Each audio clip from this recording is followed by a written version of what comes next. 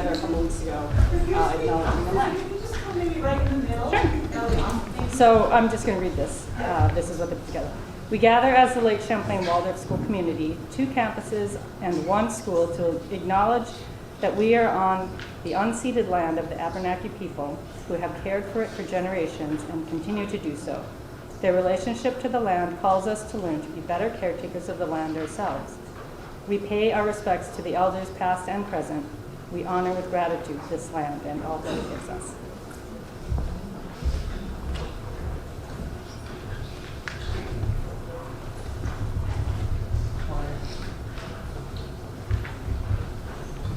Thank you, Susie, and thanks everybody for coming. It's good to have enough people that we're having trouble parking, but the snow is not helping. I'm Travis Elliott. I'm the chair or president of the board. I guess I go back and forth. Last time I was up here in front of you all, I had a co-chair, Nicole Buckland, who is probably the first person I need to thank for all of her help last summer and through the beginning of this year. And she's stepped up when she didn't need to and had planned on stepping down earlier, but really came and helped us all out. So thank you, Nicole, for that.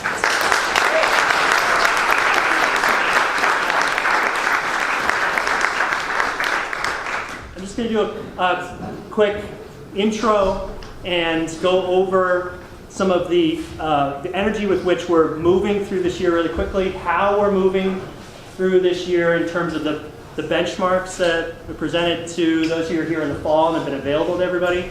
And then Jazz is going to go over into much more detail of the what that's happened. And in terms of the energy, like I think about, I was in an airport last summer in the midst of all of those meetings and got a phone call from a person who'd been advising the board, been really helpful for the board, and it was after we had come to the unanimous decision that we are stronger together and we need to remain a whole school. We didn't all know exactly how that was going to happen, but that was the path we needed to take. And he said, I really support you all, but things have to happen quickly. You have a head of school model, it seems like the right thing to do, but please bring some, to use Lauren Glenn's words, alacrity to the situation and start moving quickly because we need to turn this thing around and we don't have time to waste. And it was 2 days later that the applicant who we had extended a job description to withdrew that application. But luckily, 10 days before that, Jazz had sent me an application and a resume, and I said, this looks great, but we've already offered the job to somebody else. Good luck in your search. So I immediately got on the phone and said, hi Jazz, Travis Elliott, do you remember me? Are you still interested? Are you still looking for a new place to land? And in that moment, everything kicked into a gear. Things started lining up, and we started moving really, really quickly.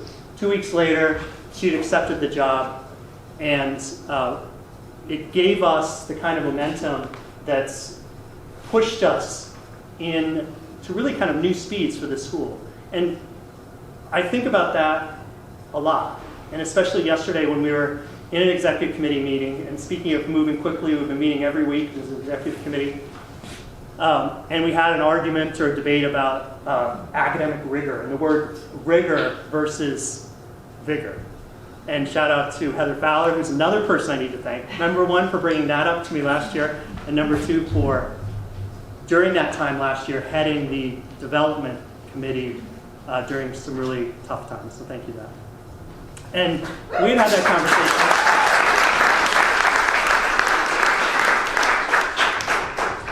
So academic rigor versus academic vigor, and I admit that we probably made up the term academic vigor, but academic rigor is also kind of made up it because the root of that word is stiffness, inflexibility. It has, smackings of, death, quite frankly.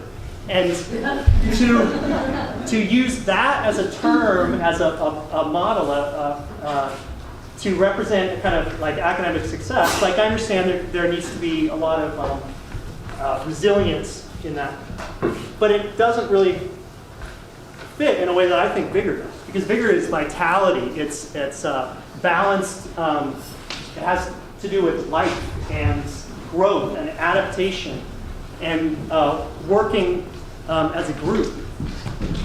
And that kind of lifelike shift is a lot of what I think has happened in this school. Just in the last week, we as an executive team, all of a sudden with new data coming in, we have a lot more feedback. We have the ability to move more quickly. Feel like there's actually an energy of prevention, of acting proactively instead of reactively. An ability to shift some things that have been, quite frankly, kind of stuck and inflexible for a number of years, like we talked about last summer when I was talking about the OSNA credentialing and some of the key pieces that need to change, key pieces of self-reflection that hadn't been able to change for a long time.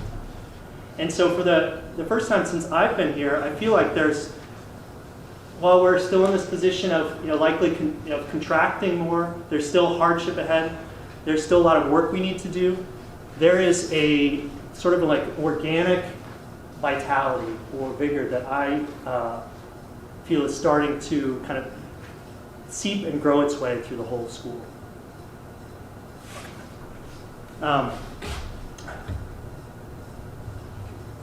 For those of you who may be like on the fence and trying to decide, all right, do I want to be part of this community? Do I want a child to be part of this community?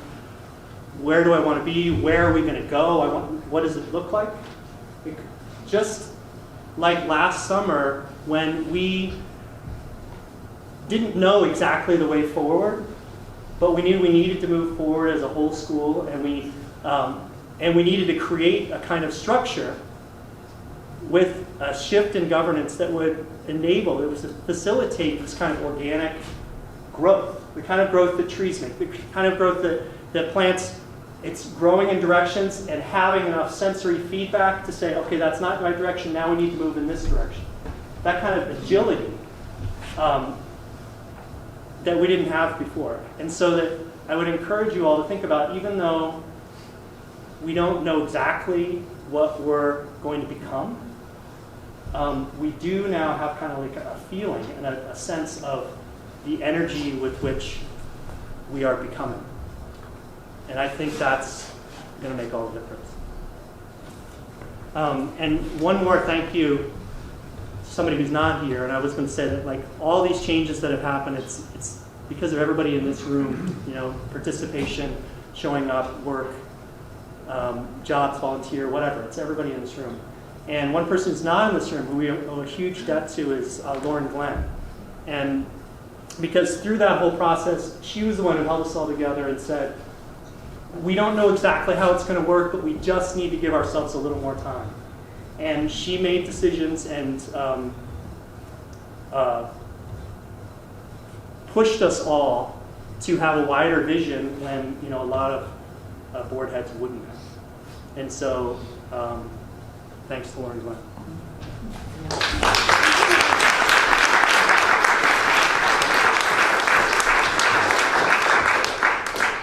So I mentioned that's the kind of the energy piece that I was talking about.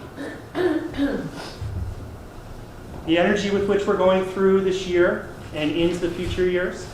And the how relates to the benchmarks. We talked about this in the fall, and this presentation has been available to people. I don't know if anybody's looked at it, but we added to it a little bit recently, going through, okay, what have we done so far? What's our progress? And then also, what are our opportunities for growth? I'm just going to go through those pretty quickly and then turn it over to Jazz. Paper.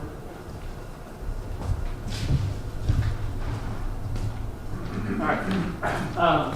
Dan, you ready? Okay, so the financial benchmark first. So the benchmark is the kind of the goal that has been, this is unchanged. It's what we read out in the fall meeting. And then the next one, the metrics. For each benchmark, there's also a metrics. How are we measuring it? This has also been available to everybody all year. And I'm not going to go into these. It'll take too long. But again, this will be linked elsewhere. But in terms of progress, and this is a collaboration of Jazz and me, I guess mostly Jazz for this narrative. After much confusion and with some disappointment for hopes that weren't realized, we brought back our bookkeeping and accounting in-house through the rehire of Holly Fournier. See her right there.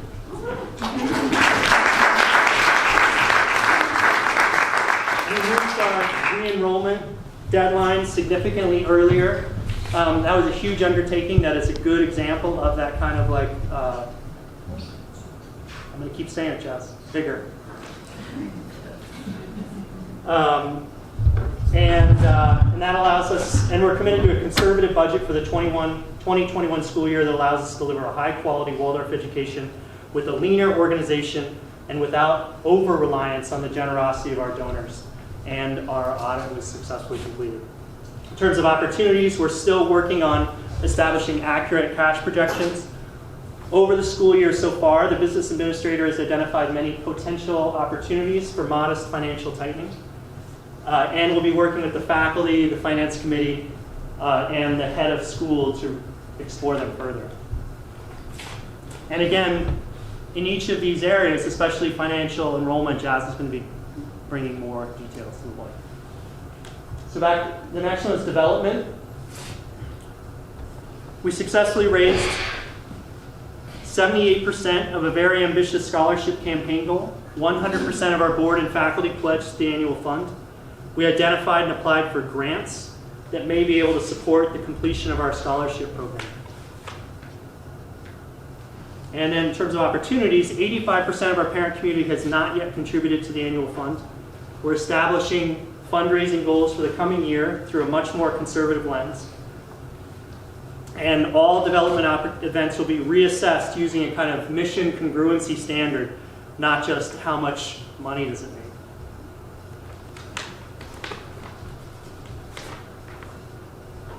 Okay, next, enrollments.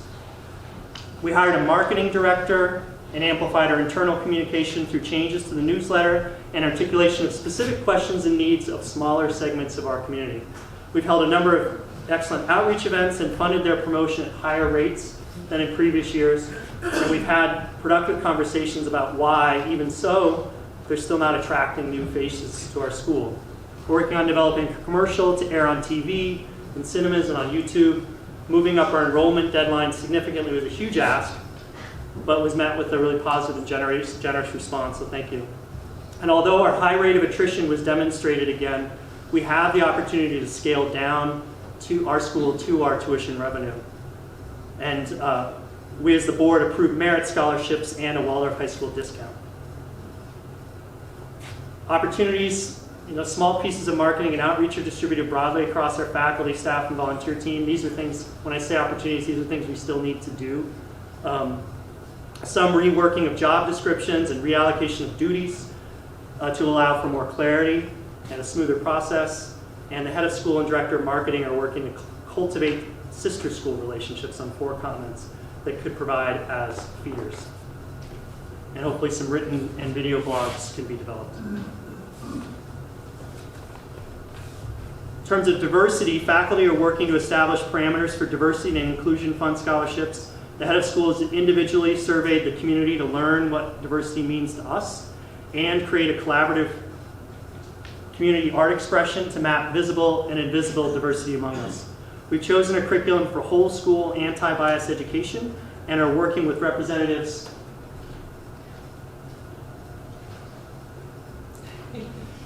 from Mid-Atlantic Equity Consortium and Equity Literacy to bring teacher and adult education. We partnered with Peace and Justice to bring a parent education about how to talk with kids about race, and we're budgeting to add a part-time equity and inclusion specialist to the team next year to hold student, parent, and teacher education pieces and lead the implementation of recommendations from the diversity audit, which is currently underway.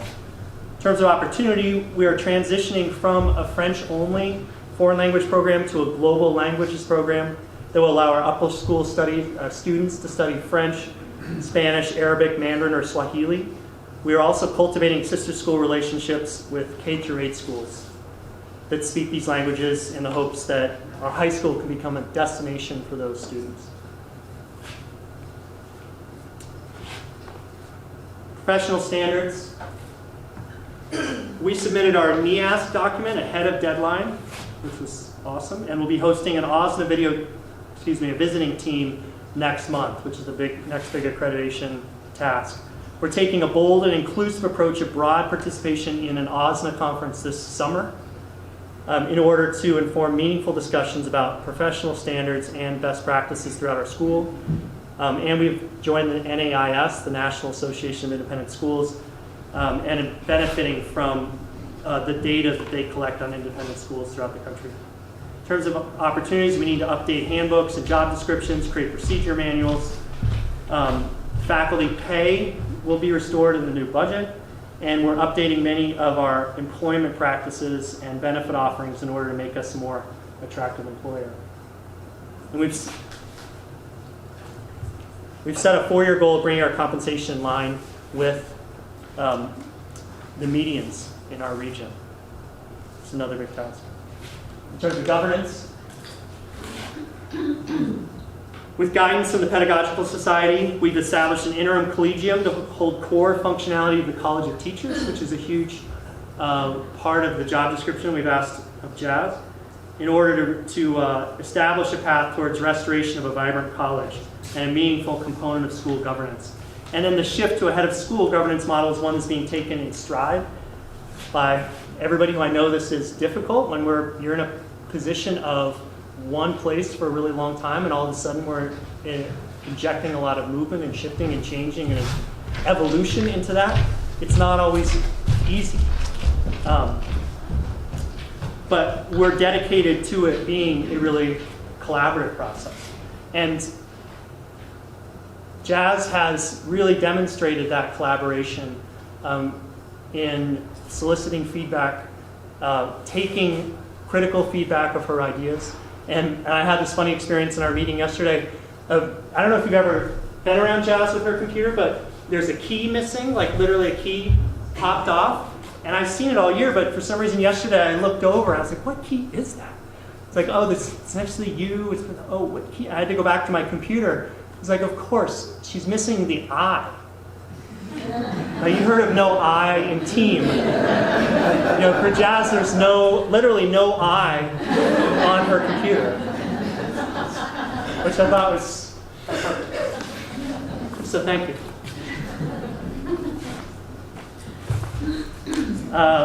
Where was I? Governance opportunities. We're still working. Our governance structures. We want to avoid ossification. And ensure that we have the space and flexibility to settle into our new governance model in a way that fully serves the school.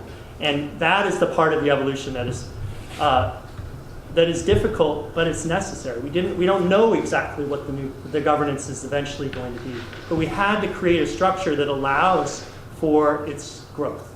And that was the goal of the board last summer, and it's exciting to see that in progress. In terms of parent engagement, the PCC has included many parents who are relatively new to the school, which is great, and it's involving diverse voices in the conversations about parent engagement. We've begun collecting data about parent involvement, which will give us a useful baseline with which to measure change. We have the parent handbook, the Tuesday morning study group, and adult eurythmy have all been vibrant and connective. And we recently had a switch in the leadership of the PCC. Greg Belkamp, who got it off the ground, has stepped back and will be taking on the buildings and grounds. So we actually have somebody on the buildings and grounds committee. And Janet Ruggiero and Kiki Rose, right? Are helping lead the PCC, and Rachel Daly, who is a new board member, brand new board member, will also be the board liaison to the PCC. So we have a really exciting leadership there.